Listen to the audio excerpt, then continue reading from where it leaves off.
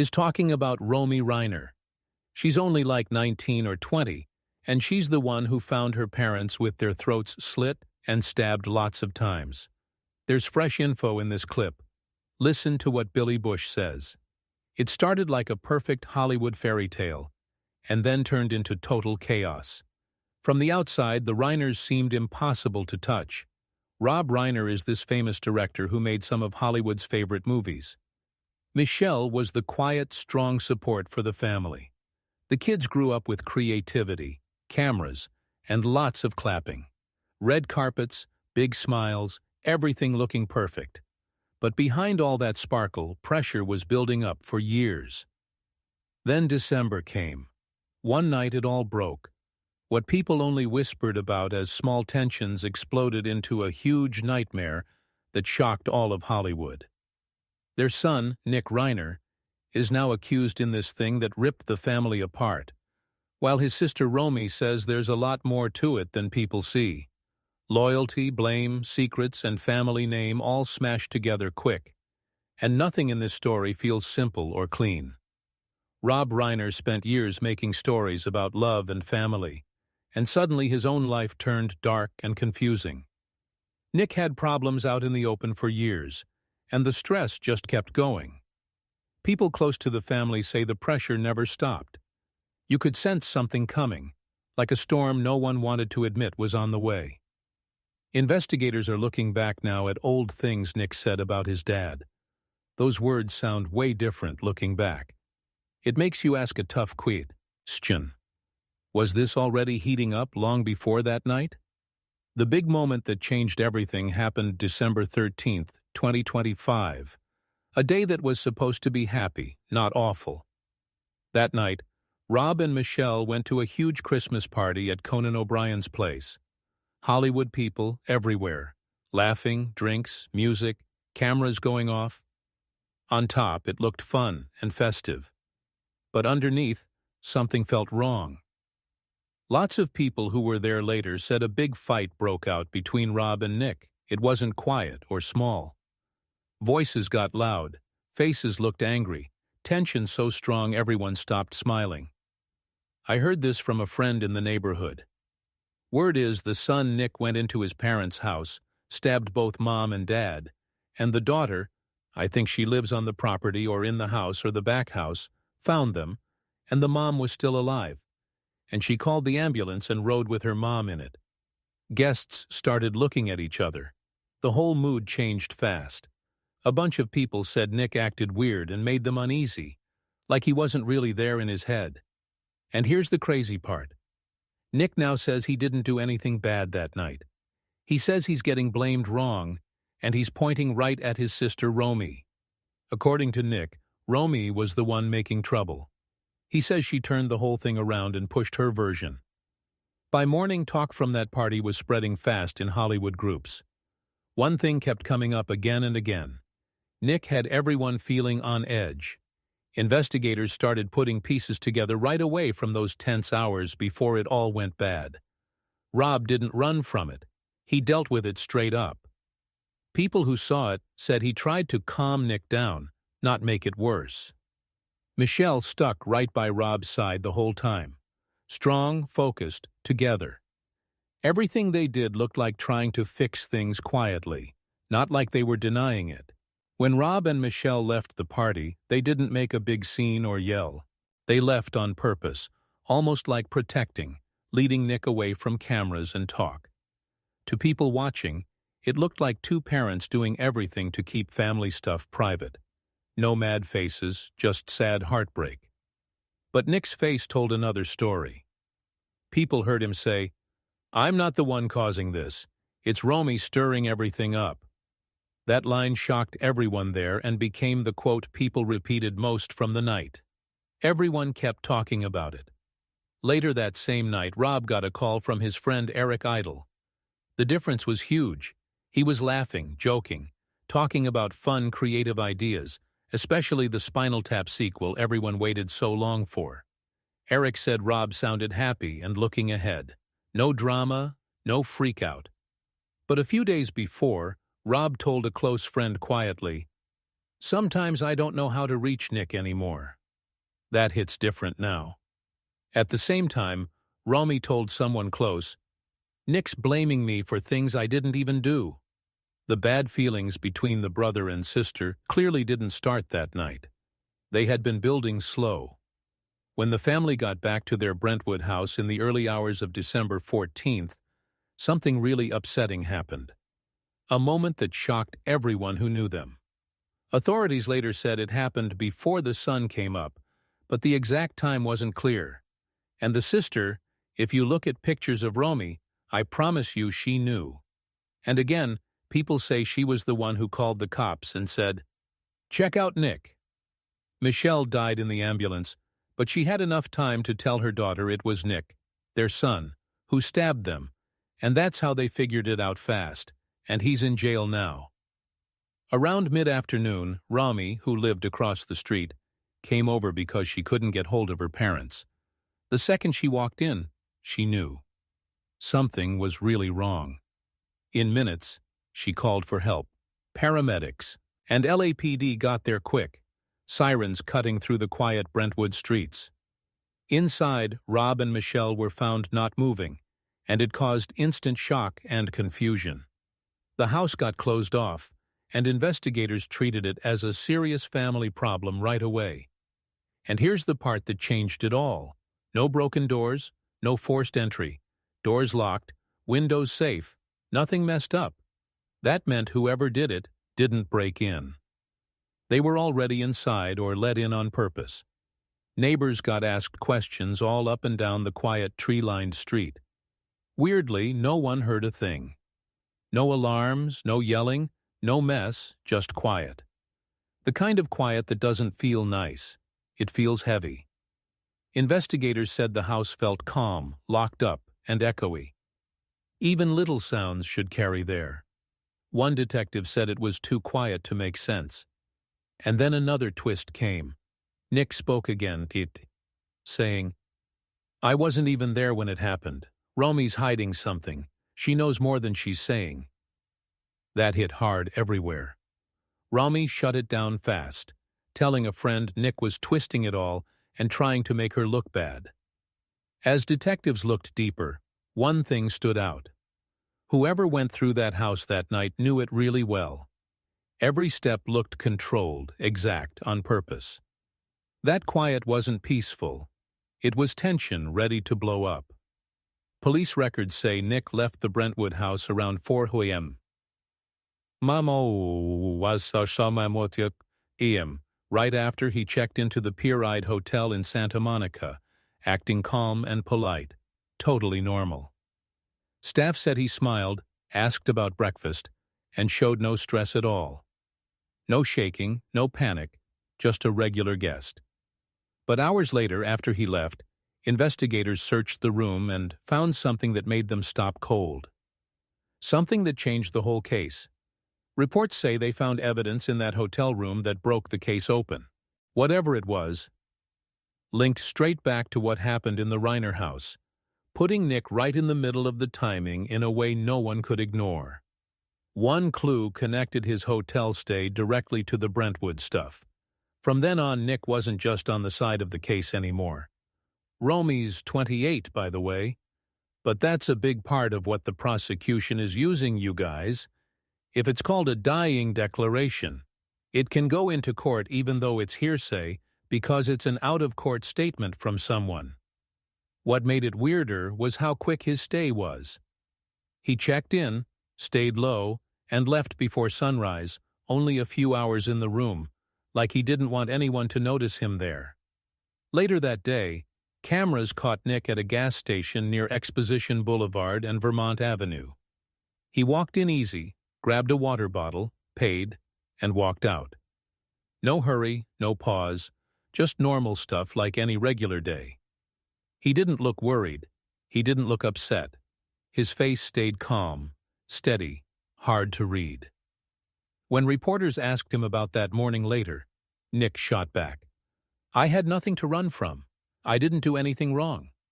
Romy knows what really happened. That line made social media go crazy right away. Hours later, someone close to Romy said she broke down, saying, "Nick's lying again.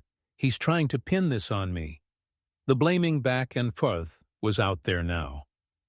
By 9:15 p.m., police found Nick near Exposition Park, right by the University of Southern California campus. To investigators, it felt like the walls were closing. To Nick, he said it was all a big misunderstanding blown up too much. A few patrol cars came in for a careful but tense move. Blue and red lights covered the street as officers went in. No mess, no running chase, no yelling. Nick stayed calm, did what they said, hardly talked, and in minutes he was in custody with no fight. By the end of the night, detectives finally had things lining up. A big family fight, a super quiet house, no forced entry, and a path across Los Angeles. All of it pointed to something way heavier than anyone thought. But one question wouldn't go away. What really happened inside that Brentwood home before sunrise? That's when the investigation got even sharper.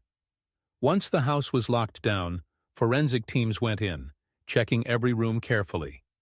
Pictures taken, samples grabbed, every spot looked at like time was running out.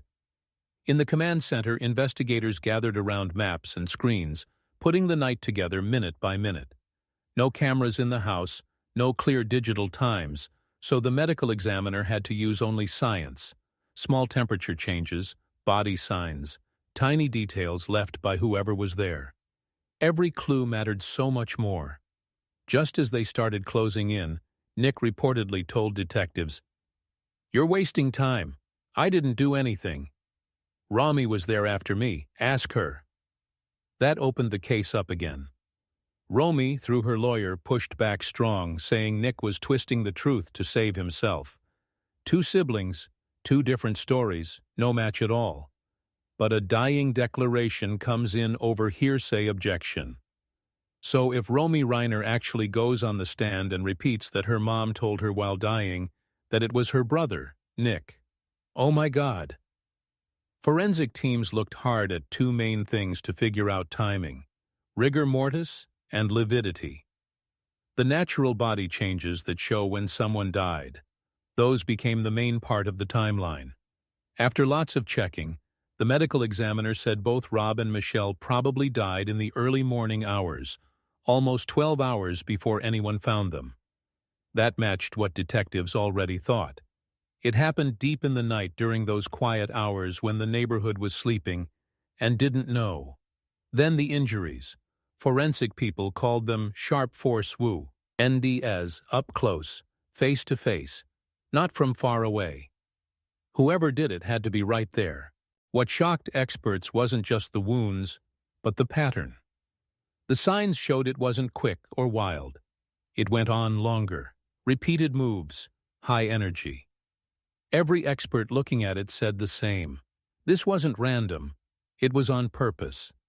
One forensic expert reportedly said, "Whoever did this stayed until it was finished." That line gave everyone chills in the investigation. When detectives told Nick this, he answered fast, "That's not me. I didn't hurt them." Romy was there after I left. His voice cracked, part scared, part mad. Romy told a family friend privately that Nick was lying because he knew exactly what happened. She said he was still there when it all broke. Even with all the feelings, investigators stayed focused. They couldn't guess. The evidence now showed intent. Once it started, it didn't stop.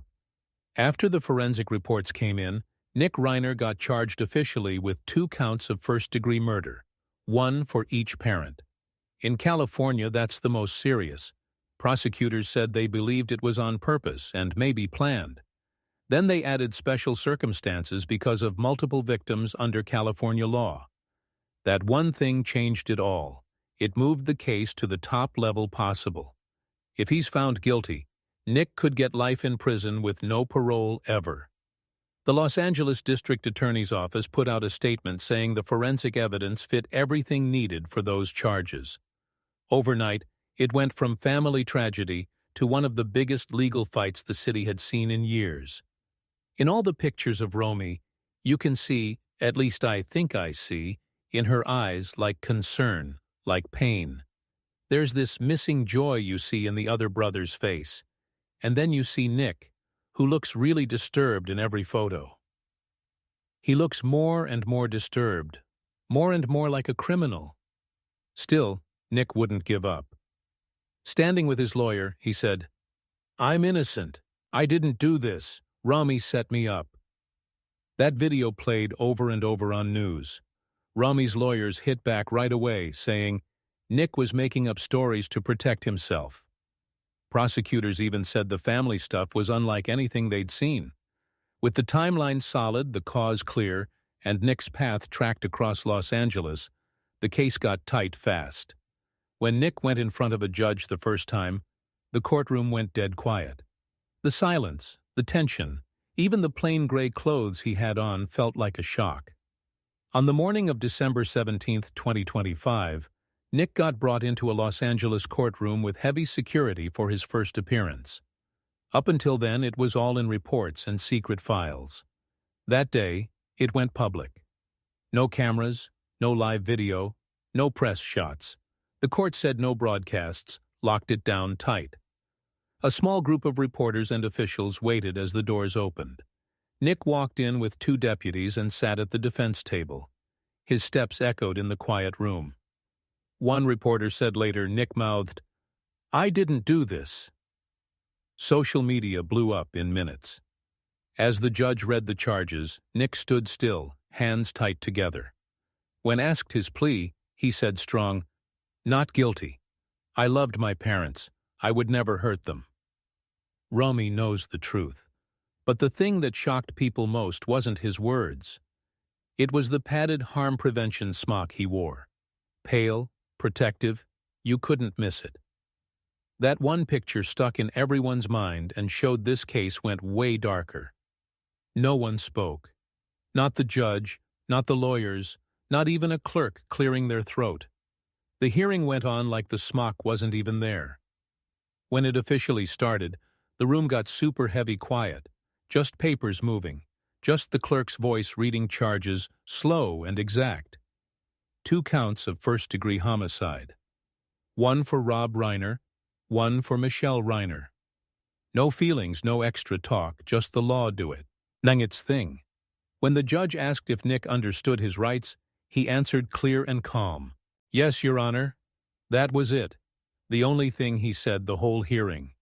No plea put in, no reaction you could see, no look to the people watching.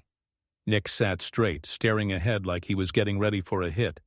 People watching later said his face was hard to read, calm but kind of numb. But one thing got noticed quick. A journalist nearby said Nick whispered under his breath, "I'm innocent. Romy knows it." Quiet, hard to hear. But once it got out, it spread fast. After the charges got read, they moved to next steps. Nick's lawyer asked for more time before a full plea, saying new evidence and statements just came up. The judge said yes right away, moving the arraignment to January 7, 2026. You know, you never know what goes on behind closed doors and how people are. And you clearly have a son there frustrated at not being able to talk right with his own father for whatever reason. You know that his father couldn't express himself in the way the kid needed 18 times, which means he was, I think, 22 in 20, and that means that in 7 years he went to rehab 18 times. The prosecution didn't fight it. Everyone got how heavy this was. No yelling, no big drama, just thick quiet, pressing in from everywhere. But under that calm, tension was there. Everyone knew this case was just beginning. And Nick's quiet words about Romy opened up a whole new side. By the time the hearing ended, one thing was clear. This wasn't the end. It was the start of a long, tough legal fight. Then people saw who was next to Nick. His defense lawyer wasn't some random person. It was Alan Jackson. The second his name came up, the feeling in the room changed. Jackson knows big courtroom battles. He's fought prosecutors in some of the biggest cases around. His clients are like a list of big controversies. Kevin Spacey, Harvey Weinstein, and others in headline cases. Picking Alan Jackson sent a loud, Message. Nick Reiner wasn't giving up. This wasn't an easy defense. It was a full attack back. Reporters outside started talking right away. One person on the inside whispered, "That's the kind of lawyer you get when you're fighting for your life." And they were right. A source close to the family said Romy was shocked by Nick's big lawyer. She reportedly said, "He's trying to look innocent by going big. He knows he's cornered." That tension wasn't hidden anymore. As the hearing finished, Nick left the same way he came in, quiet, serious, with deputies. He didn't look at the press, didn't answer yelled questions, no comments from anyone. In minutes, the courtroom was empty. But outside, the story was getting hotter. By that afternoon, everyone started asking one big question. Who was paying for Nick Reiner's expensive defense?